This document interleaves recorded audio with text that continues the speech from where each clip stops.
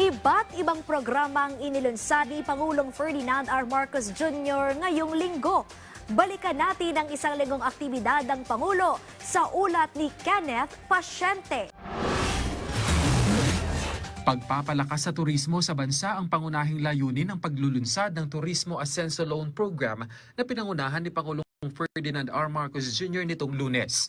Ang programa ay disenyo para bigyang kapangyarihan ng mga tourism MSME sa pamamagitan ng pagbibigay ng tang na may mababang interes. Pagbibigay ito ng pahintulot sa kanila na mapalawak ang kanilang operasyon, mapahusay ang serbisyo para sa mga bisita at makapagbigay ng mas malaki para mapanatilang maunlad ang sektor. Pinanumpa rin ng Pangulo si Nuoy Transportation Secretary Vince Dizon bilang bagong kalihim ng DPWH, kasunod ang pagbibitiw ni dating DPWH Secretary Manny Bonoan. Habang itinalaga naman bilang acting secretary ng DOTR si Attorney Giovanni Lopez. Agad na nagtungo ang Pangulo sa Baler Aurora para pangunahan ang distribusyon ng financial assistance sa mga tourism worker na naapektuhan ng bagyo. Dito, nasa 1,197 tourism workers ang nakatanggap ng cash assistance sa pamamagitan ng emergency cash transfer payout ng DSWD na nagkakahalaga ng 11,250 kada isa. Muli namang tiniyak ng Pangulo na patuloy ang pag-agapay ng pamahalaan sa mga manggagawa sa sektor ng turismo. Binisita pa ng Pangulo ang Aurora National High School para pangunahan ang paglulunsad ng Yaman ng Kalusugan o YAKAP Caravan. Ang caravan ay bahagi ng Class Plus o Clinics for Learners Access to School Health Services Plus. Isang programa na kolaborasyon ng DepEd at PhilHealth na nag-uugnay sa mga klinika ng paaralan sa local health system. Nasa 200 estudyante ang sumailalim sa eye check-up. 350 na guro at mga non-teaching personnel at high school students naman ang nabigyan ng access sa X-ray, electrocardiogram, urinalysis at ultrasound.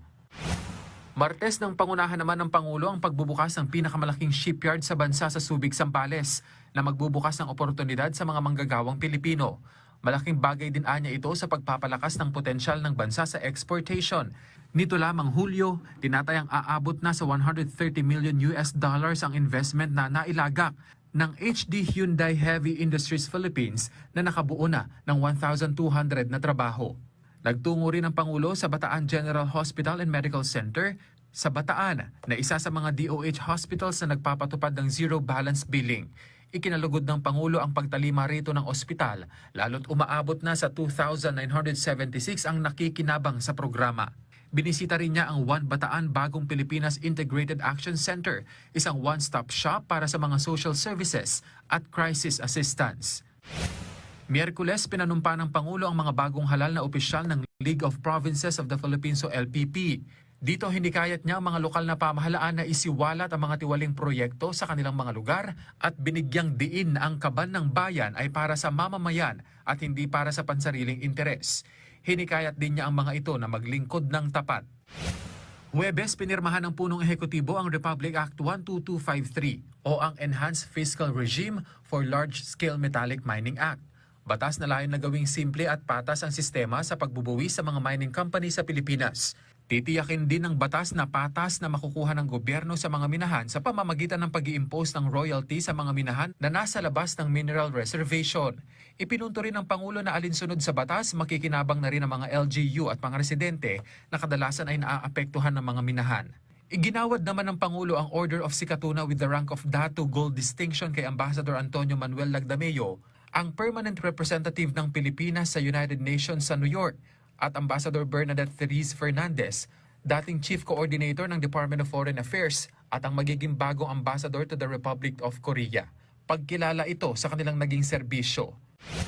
Biyernes nanguna ang Pangulo sa ceremonial switch on ng 17.8 megawatt new Siquijor diesel power plants sa Province of Siquijor Electric Cooperative o Procelco. Inaasahan na masisiguro ng proyektong ito ang matatag at maaasahang power supply sa mga residente sa probinsya pati na ang mga business establishment. Tiniyak din ng Pangulo na patuloy na imomonitor ng local at national government ang operasyon nito para matiyak ang power supply sa probinsya. Umarangkada na rin sa Bohol ang Yaman ng Kalusugan Program o YAKAP sa pangunguna ng Pangulo. Nasa 200 na estudyante at mga magulang ang nakinabang sa programa sa Mandaog Elementary School, kung saan nakatanggap sila ng medical consultations, mga gamot at iba pang PhilHealth services. Kenneth Pasyente, para sa Pambansang TV sa Bagong Pilipinas.